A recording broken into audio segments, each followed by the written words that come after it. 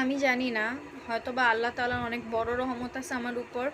না হয় আমি সারভাইভ করতে পারতাম না। আর প্রত্যেকবারই আল্লাহ আমার কোনো বড় বড় বিপদ থেকে আমারে রক্ষা করে দেয়। এটা আল্লাহ তাআলার রহমত প্লাস এখনও হয়তোবা এরকম মানুষ আছে যারা আমার জন্য দোয়া করে মন থেকে যে আমি ভালো থাকি, আমার আমার সব বিপদ আপদ দূর হয়ে যাক। এই জন্য হয়তোবা আমার সাথে এরকম হয়। আমার পেজে স্কার্ট সেট আছে, এই রেড কালারের অ্যান্ড ব্ল্যাক কালারের মধ্যে একটা স্কার্ট সেট আমি পরছিলাম, ট্রেন লাইনে ভিডিও করছিলাম।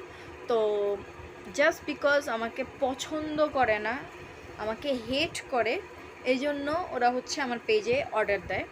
ডেলিভারি চার্জ অ্যাডভান্স নেই, কারণ আউটসাইড ঢাকা ইনসাইড ঢাকা আমি ডেলিভারি চার্জ অ্যাডভান্স নেই। তো সে 2 সেট অর্ডার করে 1900 টাকার বিল আসে। তো আমি হচ্ছে এটা পাঠায় আর নোট দিয়ে দিই যে পার্সেল যেন রাইডারের সামনে খুলে চেক করে নেয়, কারণ দুইটা যেহেতু অর্ডার করছে। তো হচ্ছে রাইডার হচ্ছে যায়। তো রাইডারের হচ্ছে রেগুলার কাস্টমার ছিল ওই মেয়ে দুইটা যে বাসা থেকে অর্ডার দিছে, ওর খালা ওই বাসায় কাজ করে। হ্যাঁ, তো লাইক বুয়াই ধরতে গেলে। তো ও উনাদের হচ্ছে মালিকরে চিনে রাইডার। তো মালিক পার্সেল রিসিভ করে ওদের যা দেখে যে আপনাদের এই পার্সেল আসছে, দেখেন আমার রাইডার আসছে। তো ওরা দেখা ওটার সাথে ওদের পুরানা জামা এক্সচেঞ্জ করে পাঠায় দেয়। আর উনাকে অন্য একটা জামা দেখা বলে এই জামা সেটা নিব। তো মালিক বলতেছে গরমের দিনে এরকম জামা নেবেন, এটা তো মানাচ্ছে না, রিটার্ন দিয়ে দেন। তো রিটার্ন দিয়ে দেয়। তো রাইডার আমাকে বলে যে পার্সেলটা রিটার্ন আসবে, ওনারা নেবে না। আমি বলছি আচ্ছা সমস্যা নেই, যেহেতু রিটার্ন দিতে আমি জিজ্ঞেস করছি দুইটাই জামা, হ্যাঁ দুইটাই জামা রিটার্ন দিয়ে দেবে। তো ওকে ফাইন। বাসায় যখন আমার কাছে পার্সেলটা আসে, আমি তো দেখা মানে খুবই অবাক। স্কার্ট সেট অর্ডার দিছে, স্কার্ট সেট পাঠানো হয়েছে, দুইটা জামা, দুইটা থ্রি পিস কেন আসবে, দুইটা থ্রি পিস কীভাবে আসবে? সাথে সাথে যে রাইডার আমাকে পার্সেল দিয়ে গেছে, ওটা ঢাকার বাইরের পার্সেল ছিল। তো যে যে রাইডার আমাকে পার্সেল দিয়ে গেছে ওটা চিটাগংয়ের ছিল খুব সম্ভবত। তো যে রাইডার আমাকে পার্সেল দিয়ে গেছে ওনাকে আমি সাথে সাথে কল দেই।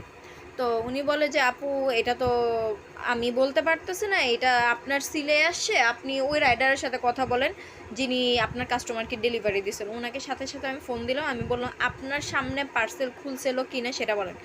দেন বলতেছে যে আমার সামনে তো নিয়ে গেছে, এটা উনি আমার রেগুলার কাস্টমার, উনি এরকম করান না, ওনার ডেইলি পার্সেল আসে। আমি বলছি এটা আমি বলতেছি না, আমি জিজ্ঞেস করছি আপনার সামনে খুলছিল কি না। দেন বলছে যে রুমে নিয়ে যে দেখছে, তারপর পছন্দ হয়নি রিটার্ন দিচ্ছে। আমি তাহলে তো মাস্ট এক্সচেঞ্জ হয়েছে, কারণ আমি যে জামা পাইছি এগুলো আমার পেজের কালেকশনের না, এগুলো হচ্ছে পুরানা তেনা মার্কা জামা। তো এগুলা কিভাবে আমি নেই? তো আমি চিল্লাফাল্লা করি, আমি স্ট্রিট ফাস্ট কুরিয়ারে এটার কমপ্লেন করি। তো ভাইয়া ভয়ে হচ্ছে আমাকে বলে যে এই পার্সেলটা ওনাদের বুয়ার অর্ডার ছিল, আর উনি হচ্ছে আমার হচ্ছে রেগুলার হচ্ছে কাস্টমার, তো এই জন্য নিয়েছিলাম। তো আপনি উনার সাথে কথা বলেন, মানে মালিকের সাথে, ওই আপুটার সাথে। তো আমি হচ্ছে ওই আপুটার নাম্বার নিয়ে ওনাকে কল দেই। তো ওনাকে আমি জিজ্ঞেস করি যে কি হয়েছিল, আমাকে একটু ডিটেইলে বলেন।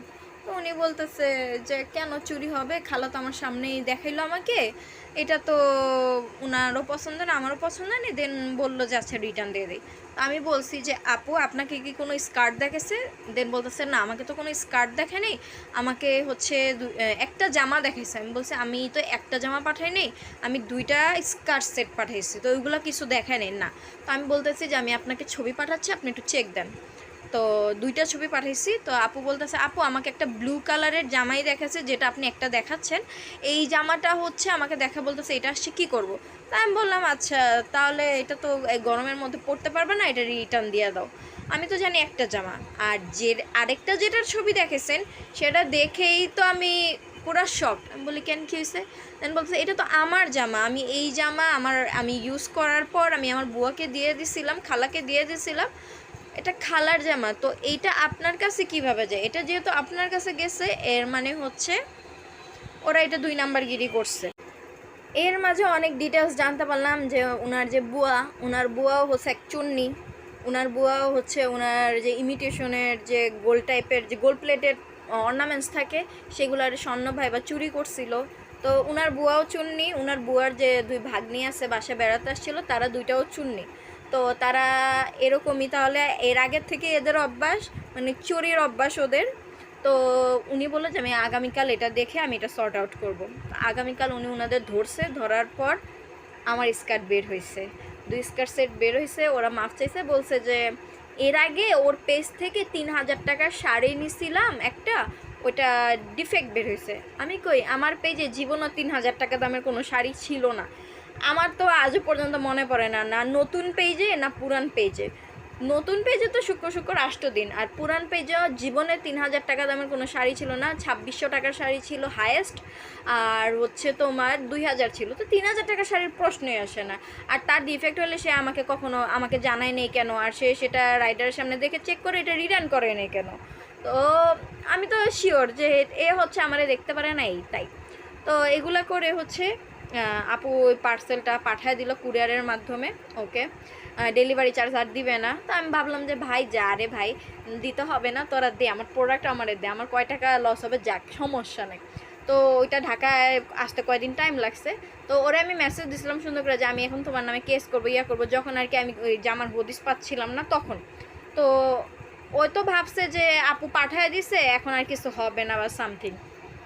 ও তো জানে না যে আপু ওর ফুল অ্যাড্রেস দিছে আমাকে, ওর নাম যে আজমিরা এটা বলছে, তারপরে ওরা যে কোথায় থাকে এগুলা জানাইছে, সবই আপু আমারে জানাইছে, ওদের নাম্বার পর্যন্ত আমি জানি, সবই আপু আমারে জানাইছে। কিন্তু আপু জাস্ট রিকোয়েস্ট করছে, খালা আমার বাসায় কাজ করে, আমার একটা বাচ্চা রাখে, আপু এগুলা আর কিছু করেন না। তো এই জন্য আমি চুপ ছিলাম। আমার থেকে প্রোডাক্ট কিনতেছোস, তো দোকানে যে বেটা মানে দোকানের বেটাদের থেকে কি জানোস ভাই, তোর পার্সোনাল লাইফে কি আছে? ও তোর পার্সোনাল লাইফে তুই 2টা বিয়ে করছিস না, তোর থেকে প্রোডাক্ট নেবো না, তোর থেকে নিয়ে চুরি করে তোর টাকা দেবো না, এরকম কিছু।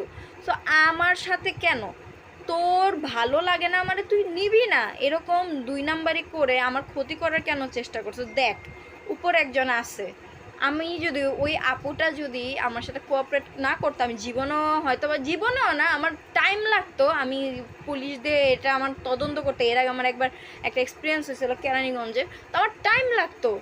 কিন্তু দেখ আল্লাহ কতটা আমার উপর মেহেরবান, আল্লাহ কতটা আমার সাথে আছে, যে আমি এসব থেকেও আল্লাহ আমারে বাঁচায়। নট অনলি এসব থেকে, আমি বাসা থেকে বের হওয়ার পর এক ফালতু কাপলের আন্ডারে পড়ে গেছিলাম ভাই। মানে কি বলবো, টাকাখোর, আমার থেকে অনেক টাকা হাতায় নিছে, আমার মামলা বাবদ হাবি যাবি বহুত টাকা হাতায় নিছে। ওদের থেকেও একটা পর্যায়ে আমি ওদের সাথে থাকতে থাকতে আমি মেন্টালি মানে ডিপ্রেশন, আমি পাগল হয়ে যাইতেছিলাম। ওইখান থেকেও আল্লাহ আমারে বের করে আনছে একেবারে সেফলি। আসলে আমি জানি না, আল্লাহ আমার উপর অনেক মেহেরবান, সিরিয়াস, আল্লাহ আমার উপর অনেক মেহেরবান।